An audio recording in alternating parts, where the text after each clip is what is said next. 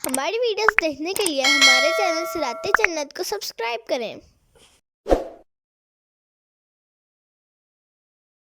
كذبت قبلهم قوم نوح فكذبوا عبدنا وقالوا مجنون وازدجر۔ ان سے پہلے نوح کی قوم نے جھٹلایا تو انہوں نے ہمارے بندے کو جھوٹا کہا اور کہنے لگے یہ پاگل ہے، اور نوح کو جھڑکا گیا۔ فدعا ربہ انی مغلوب فانتصر، تو اس نے اپنے رب سے دعا کی کہ میں مغلوب ہوں تو تو میرا بدلہ لے۔ تفسیر صراط الجنان۔ اس آیت سے اللہ تعالیٰ نے سابقہ انبیاء کرام علیہ السلام کے واقعات بیان فرمائے ہیں تاکہ ان کے حالات سن کر اس کے حبیب صلی اللہ تعالیٰ علیہ وآلہ وسلم کو تسلی حاصل ہو۔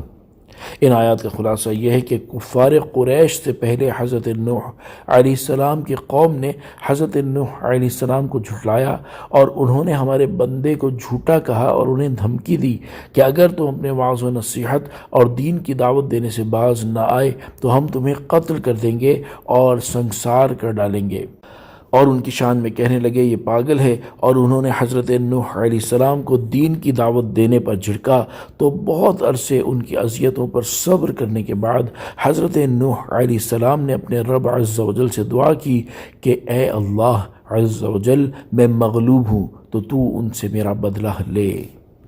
ففتحنا ابواب السماء بماء منہمر، تو ہم نے زور کے بہتے پانی سے آسمان کے دروازے کھول دیے۔ وَفَجَّرْنَا الْأَرْضَ عُيُونًا فَالْتَقَى الْمَاءُ عَلَىٰ أَمْرٍ قَدْ قُدِرَ، اور زمین کو چشمے کر کے بہا دیا تو پانی اس مقدار پر مل گیا جو مقدر تھی۔ تفسیر صراط الجنان۔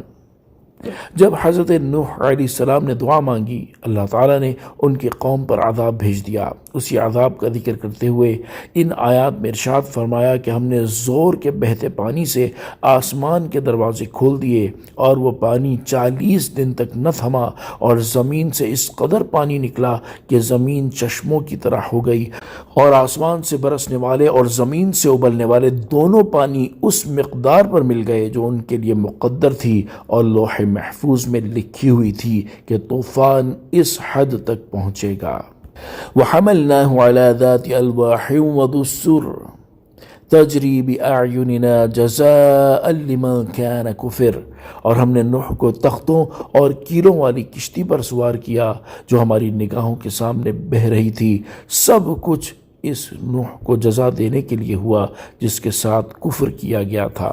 تفسیر صراط الجنان۔ ان آیات میں اللہ تعالیٰ نے ارشاد فرمایا کہ جب حضرت نوح علیہ السلام کی قوم پر عذاب آیا تو ہم نے حضرت نوح علیہ السلام کو تختوں اور کیلوں والی ایسی کشتی پر سوار کیا جو ہماری حفاظت میں بہہ رہی تھی، اور حضرت نوح علیہ السلام کو نجات دینا اور ان کی کافر قوم کو غرق کر دینا اس پیارے نوح علیہ السلام کو جزا دینے کے لیے ہوا جس کے ساتھ کفر کیا گیا تھا۔ وَلَقَدْ تَرَكْنَاهَا آیَةً فَهَلْ مِن مُدَّکِرٍ، اور ہم نے اس واقعے کو نشانی بنا چھوڑا تو ہے کوئی نصیحت حاصل کرنے والا۔ تفسیر صراط الجنان۔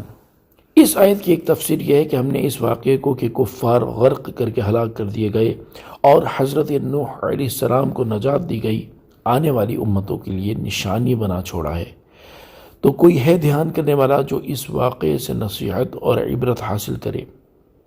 دوسری تفسیر یہ ہے کہ ہم نے اس کشتی کو آنے والی امتوں کے لیے نشانی بنا چھوڑا تو ہے کوئی نصیحت حاصل کرنے والا جو اس سے نصیحت حاصل کرے۔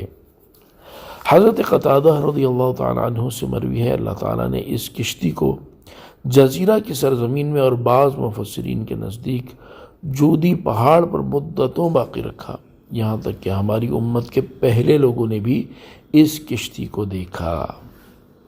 فَكَيْفَ كَانَ عَذَابِي وَنُذُرِ، تو میرا عذاب اور میرا ڈرانا کیسا ہوا۔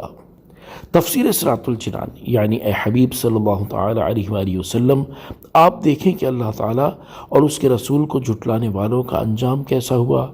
کیا میرے رسول کو جھٹلانے والوں کو عذاب پہنچا یا نہیں؟ اے پیارے حبیب صلی اللہ تعالیٰ علیہ وآلہ وسلم، جب آپ کو ان کے حالات معلوم ہو چکے تو آپ کفار کی اذیتوں پر صبر کیجئے۔ آپ کے ساتھ کفار کے معاملے کا انجام بھی اسی طرح ہوگا جیسے سابقہ رسولوں کے ساتھ کفر کرنے والوں کا ہوا۔ صلو علی الحبیب صلی اللہ تعالی علی محمد صلی اللہ تعالی علیہ وآلہ وسلم.